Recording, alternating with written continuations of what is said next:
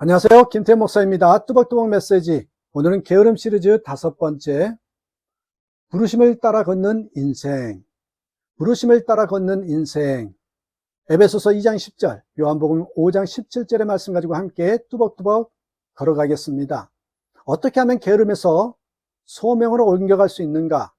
거기에 포인트를 두고 함께 말씀을 나눕니다. 여러분, 게으름의 끝은 단지 부지런함이 아닙니다.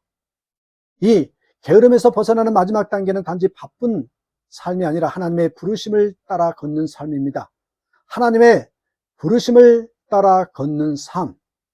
사람은 단순한 일에 많고 전업으로 살지 않습니다. 중요한 건 왜 이 일을 하는가? 무엇을 위해 움직이는가? 이 질문에 대한 답이 없으면 다시 게으름의 구덩이로 떨어집니다. 오늘 말씀은 우리로 하여금 게으름을 넘어서 소명의 삶, 의미 있는 움직임으로 나아가게 합니다. 자, 여러분, 게으름과 소명의 차이가 무엇일까요? 게으름은 움직이지 않음이 아니라, 여러분 분명히 아셔야 됩니다. 게으름은 방향 없이 움직이는 것까지 포함한다는 거예요. 방향이 잘못됐는데 움직이는 것, 그것도 게으름입니다. 반면 소명은 하나님이 주신 목적과 방향을 가리킵니다. 소명은 단지 목사나 선교사나 사역자만의 전유물이 아닙니다. 모든 성도는 자신의 일터, 가정, 교회, 이웃 가운데 하나님이 나를 보내신 자리에서 소명으로 살아가는 존재들입니다. 자, 여러분, 에베소서 2장 10절에 보시면 우리는 지으심을 받은 자, 우리는 그가 만드신 바라, 이 만드신 포이에마, 무슨 뜻이에요? 걸작품, 작품, 하나님의 손길이 닿은 창조물, 이런 뜻의 의미입니다. 하나님 우리를 창조하실 때 그저 존재하도록 만든 게 아니라 선한 일을 위해 하나님의 의도를 따라 움직이도록 지으셨습니다. 당신은 목적 없이 태어난 존재가 아니다. 당신은 부르심을 받은 자이다. 선한 영향을 끼치기 위해서 존재하는 자다. 이런 의미입니다. 요한복음 5장 17절에 뭐라 합니까? 내 아버지께서 이제까지 일하시니 나도 일한다 하시니라. 여기서 예수님은 일하심에 대해서 하나님의 믿음과 정체성을 말하죠. 우리는 일 중독자가 되라는 말이 아닙니다. 하나님과 연결된 움직임, 사명 있는 행동으로 살아가라는 것입니다. 게으름이, 이 연결이 끊긴 상태를 게으름이라고 하는 거예요. 사명이 발견됐는데, 소명을 알았는데 왜 안 움직이겠어요? 그것이 끊어버린 상태가, 끊겨진 상태가 게으름의 결과죠. 하지만 소명은 하나님이 지금도 움직이고 계심을 느끼면서 그 흐름 안에 나를 얻는 삶인 것입니다. 한 청년이 있었습니다. 그는 하루에 10시간 이상 일했지만 늘 이렇게 말하죠. 왜 하는지 모르겠어요. 누굴 위해 일하는지도 모르겠고요. 그는 지쳐 있었지만 실은 게으름의 또 다른 모습이었습니다. 의미 없이 움직이는 피로감은 게으름보다 더 위험할 수 있습니다. 그러다 그는 어느 날 아버지의 병원비를 벌기 위해서 직장을 다시 붙잡았습니다. 그는 말합니다. 이제 왜 움직이는지 알겠어요. 그래서 다시 걸을 수 있어요. 소명은 방향입니다. 의미는 에너지입니다.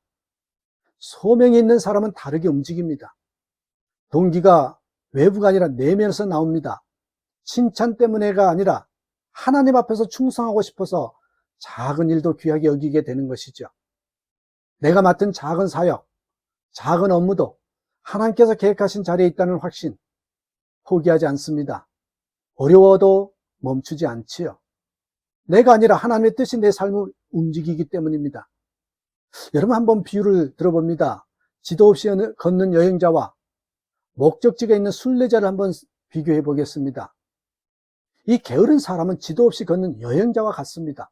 갈 길도 이유도 없이 그저 걷다 멈추다를 반복하는 거죠.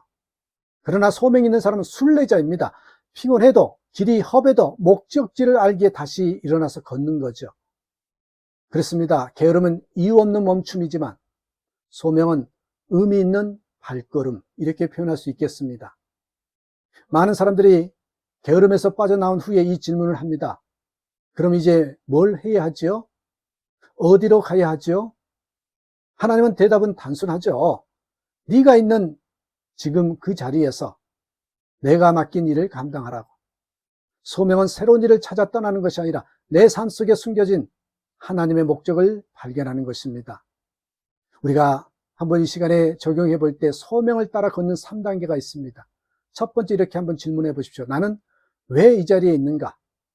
나는 왜 이 자리에 있는가? 지금의 직장, 가정, 공동체는 하나님의 의도 없는 우연이 아닙니다.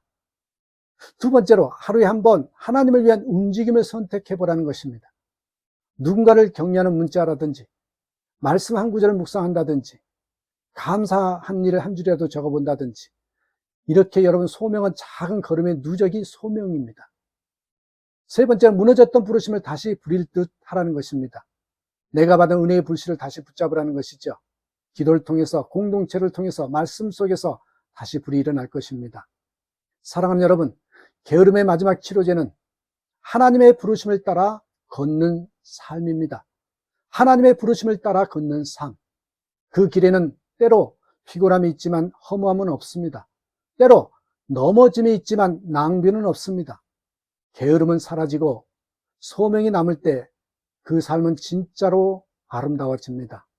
주님이 보시기에 진짜로 아름다운 삶을 사는 저와 여러분 되시기를 주님의 이름으로 축복합니다. 감사합니다.